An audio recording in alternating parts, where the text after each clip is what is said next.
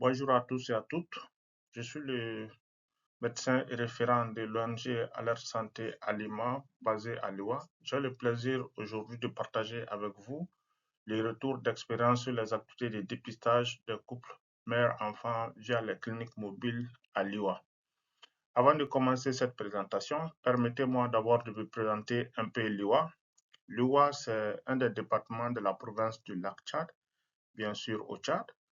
Alors, le contexte d'intervention à l'IWA est assez particulier parce que la population est en mouvement permanent à cause de l'insécurité qui sévit dans notre zone d'intervention.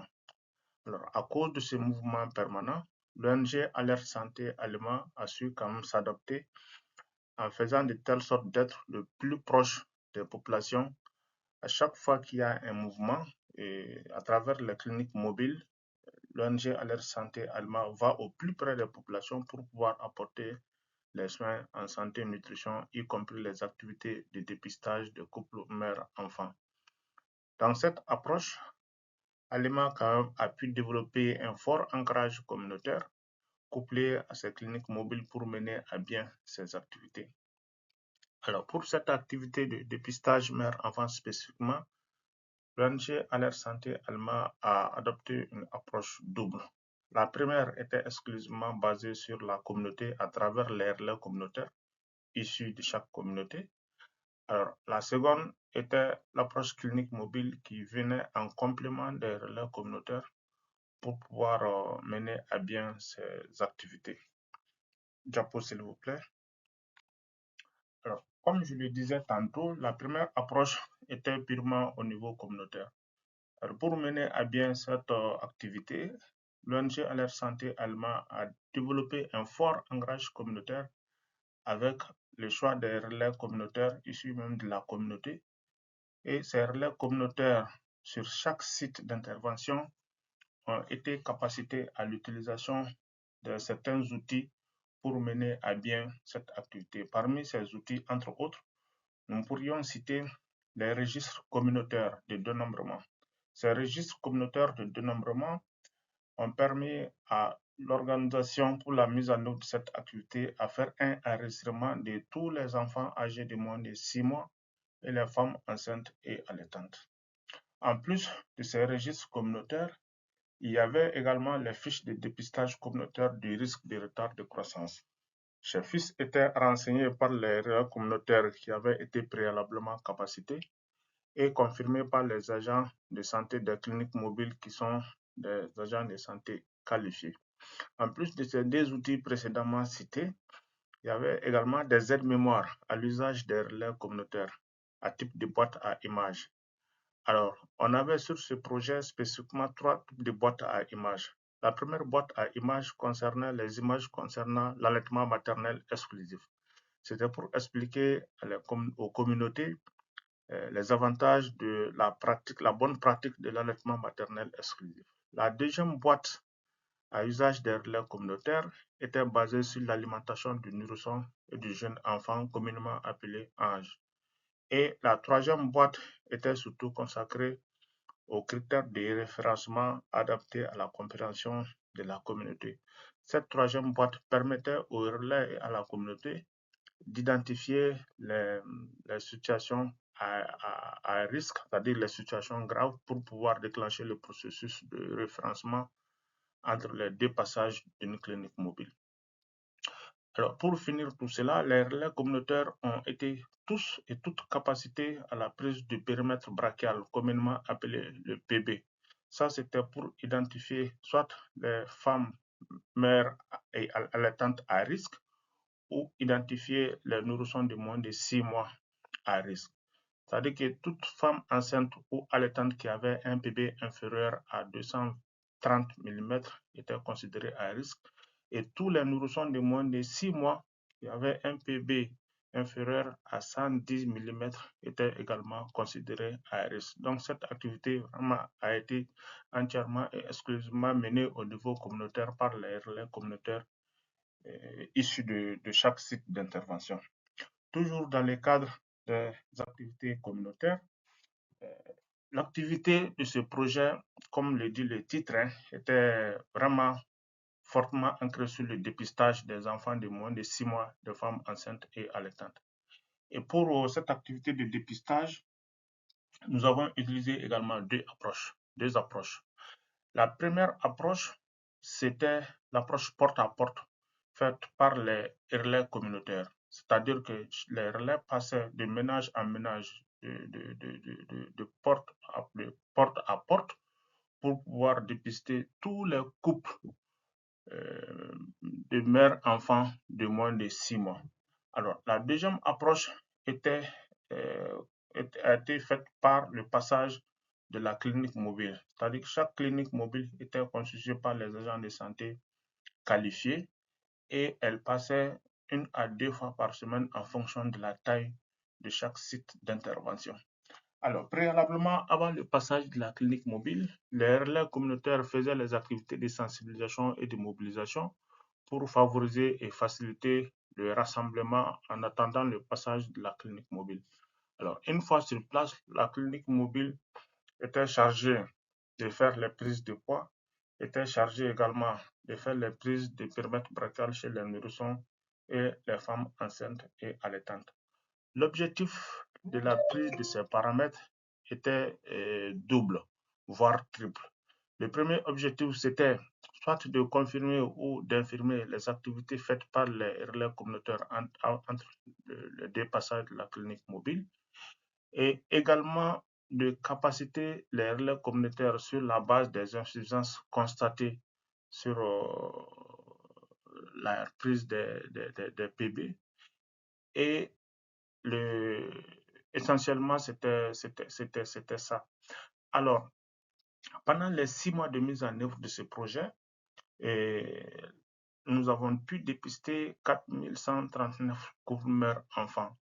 Parmi ces 4139 couples mères-enfants, il y avait 520 nourrissons qui avaient un PB inférieur à 110 mm et 665 femmes enceintes allaitantes qui avaient un PB inférieur à 230 mm. Alors, parmi les 4139 couples mères-enfants dépistés, ils ont été répartis en 3 grands groupes.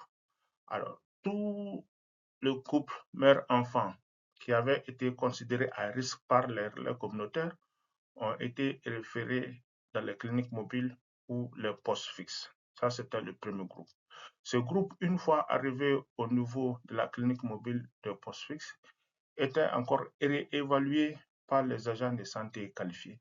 Si les risques étaient considérés comme élevés, alors ces couples étaient orientés vers l'hôpital du district de Liwa pour une prise en charge.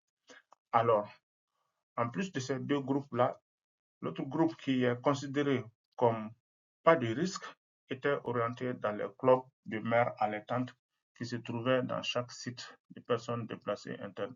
Et dans chaque club de mères allaitantes étaient organisées les activités de sensibilisation sur l'alimentation du nourrisson et du jeune enfant, sur l'allaitement maternel exclusif et également sur les critères de référencement au niveau communautaire. Alors, comme je le disais tantôt, toutes ces activités communautaires étaient complétées par les activités de clinique mobile. Diapo, s'il vous plaît. Au niveau de chaque clinique, au niveau des activités des cliniques mobiles, les cliniques mobiles, je le disais tantôt, passaient au moins 1 à 2 fois par site en fonction de la taille de chaque site. Et pour la mise de cette activité, l'ONG Alerte Santé allemand avait ciblé 30 sites de personnes déplacées internes. Alors, une fois sur place sur chaque site, chaque enfant évalué en clinique mobile s'était vu attribuer un code pour son identification et son suivi correct dans la cohorte. Alors, dans le cadre de ce suivi-là, certains enfants étaient suivis par des rendez-vous rapprochés à la clinique mobile pour voir l'évolution de leurs risques. Par contre, d'autres enfants étaient suivis en communauté par des visites à domicile et réalisées surtout par les relais communautaires. Alors, pour couronner tout cela, sur chaque site d'intervention, il était organisé des activités de démonstration culinaire et des formations de mères allaitantes et enceintes étaient effectuées pour améliorer leur capacité d'alimentation. Dans la mise en œuvre de ces projets, mesdames et messieurs, nous avons également rencontré un certain nombre de difficultés. Diapo, s'il vous plaît. En termes de difficultés, la première difficulté qu'on a rencontrée, c'était la continuité de la prise en charge des enfants orphelins après leur décharge. C'est-à-dire que pendant la mise en œuvre de ce projet, on a quand même eu quelques enfants qui étaient orphelins de mère. Et après leur référence à l'hôpital et leur rétablissement, à leur décharge, on était confronté à la suite de leur prise en charge communautaire du moment qu'il y avait